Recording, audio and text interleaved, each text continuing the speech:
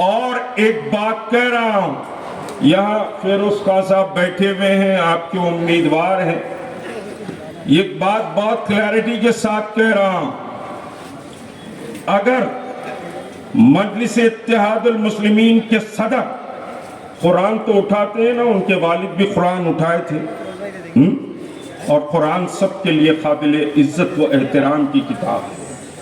میں تو کہتا ہوں کہ کوئی اگر مٹھی بن کر کے یہ کہے کہ یہ قرآن ہے تو خدا کی قسم مشتاق ملک کہے گا وہ کہہ رہا ہے تو مان لو یہ قرآن ہے، کیونکہ قرآن وہ چیز ہے، اور قرآن پر خالی آپ ایک نظر ڈال لیں کہ یہ اللہ کا کلام ہے تو اس کا بھی ثواب ہے، روز محشر آپ کو اس کے نیکیاں ملیں گی۔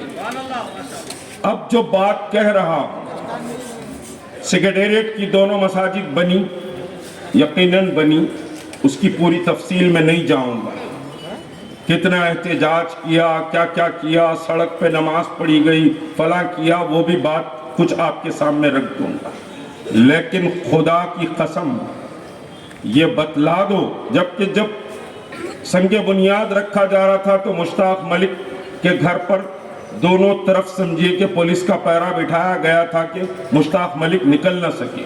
خود میں پریشان تھا کہ پولیس آگے کیوں ٹھہری ہوئی، وجہ کیا ہے؟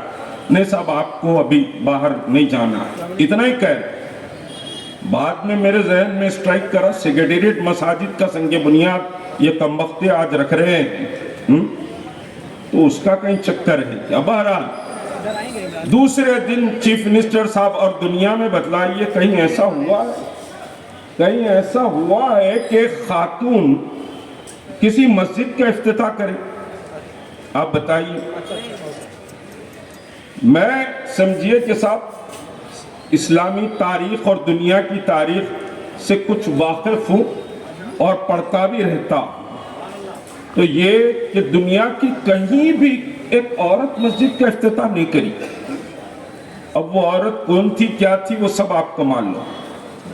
عورت افتتاح کر رہی ہے، نالین مبارک کی ٹوپی پہنے ہوئے حضرت ٹھہرے ہوئے، عجیب بات ہے۔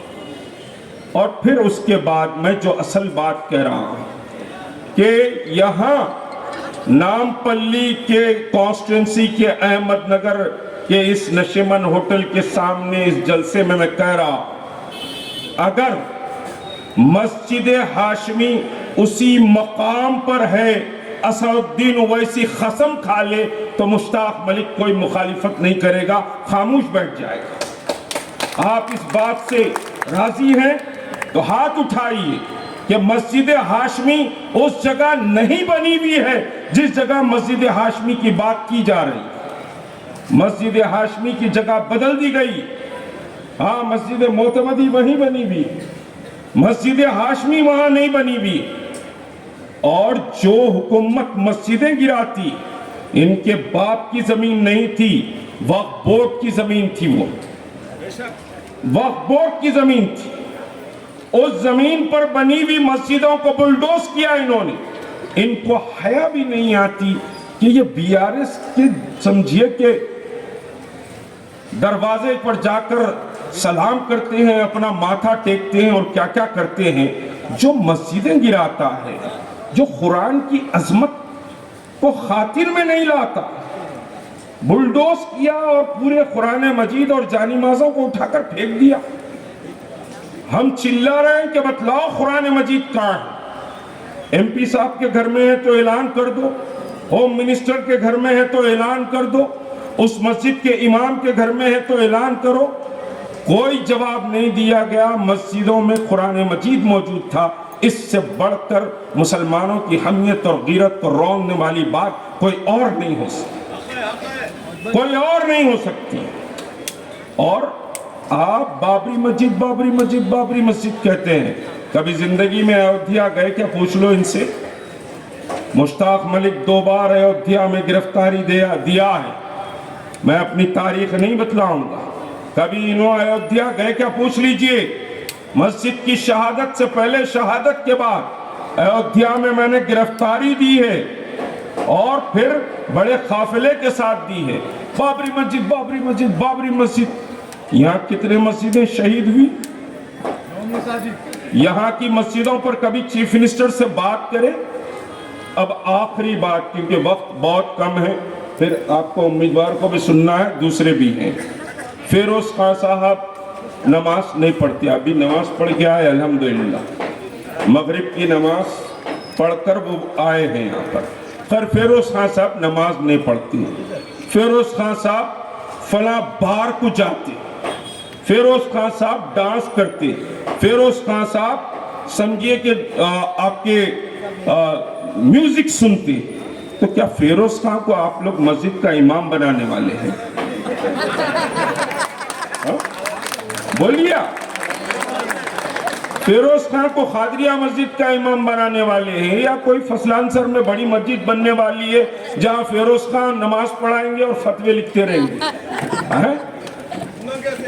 ارے بھائی, فیروز خان صاحب سیاسی آدمی ہے, آپ کے گلیوں میں پھرا ہے, 15 سال لڑا ہے, اور 15 سال بے تکان آپ کے ساتھ رہنے کی کوشش کیا ہے, اور آپ کا کام کرے گا یہ شخص آپ کا کام کیا بھی ہے, کرتا بھی رہے گا. فیروز خان ایسا ہے ویسا ہے.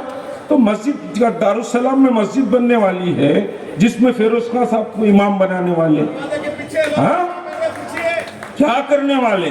تو یہ ایک پروپیگنڈا کیا جا رہا ہے. یاد رکھیے کہ آپ ایک ایم ایل اے کو چن رہے ہیں, ایک ایم ایل اے کو چن رہے ہیں جس کے ذریعے آپ اپنے مسائل کو حل کرائیں گے, کوئی فتویٰ نہیں لکھائیں گے. اب اسلامی اسکالر ہوں, فتویٰ دوں عورت کیسے افتتاح کری مسجد کا, تم کو شرم نہیں آئی؟ اور پھر وہاں سمجھیے کہ بہت سے لوگ موجود تھے. تم مسلمان ہیں, یہ انداز مسلمانی ہے. وضع میں تم ہو نصارہ, تمدن میں ہنود, یہ مسلمان ہیں جنہیں دیکھ کے شرمائے یہود, یہ تو تم ہیں, یہ تمہارا انداز ہے. تو بہرحال 30 تاریخ کو آپ کو دل پر ہاتھ رکھنا ہے کہ مسجد گرانے والے, شریعت کو ملیا میٹ کرنے والوں کے ساتھ جو لوگ ٹھہرے ہوئے ہیں, بڑی بڑی باتیں کرتے ہیں, نعرہ تکبیر, لا الہ الا اللہ, لگاؤ نعرہ, نعرہ تکبیر, نعرہ تکبیر, ہاتھ اٹھا کے لگاؤ, نعرہ تکبیر, نعرہ تکبیر. اب نعرہ لگ گیا, مسئلے حل ہو گئے. ارے مشتاق ملک سے بڑھ کے کیا نعرہ لگا سکتا ہے روایتی؟ ہاں نعرے لگا رہے آپ, ایسی بات کر رہے. تو بھائی مسائل حل کرنے کی لڑائی ہو رہی. کون بھارتیہ جنتا پارٹی کے پیش پر کام کر رہا ہے اور کون محبت اور سمجھے انصاف کی بات کر رہا ہے.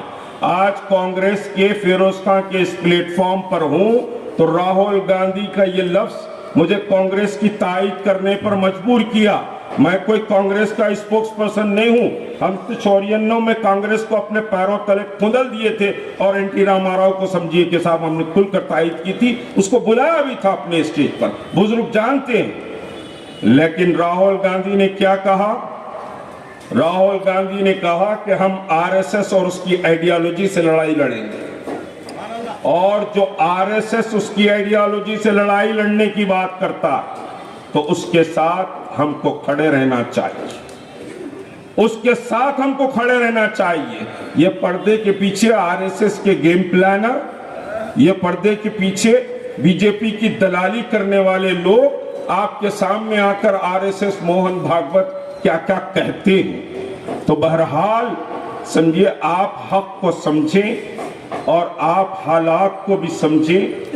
فیروز خان ریگولر آپ کے درمیان رہے. مجھے ہنسی آئی کہ بھائی گیس کے بوسٹر لگائے کرتے ہیں آپ کے ایریا میں تقریر کر رہے ہیں دارالسلام. ایک پھٹی ہوئی ایک چندی میٹاڈور لا کے ایمبولنس بولے, آج تک نظر نہیں آئی.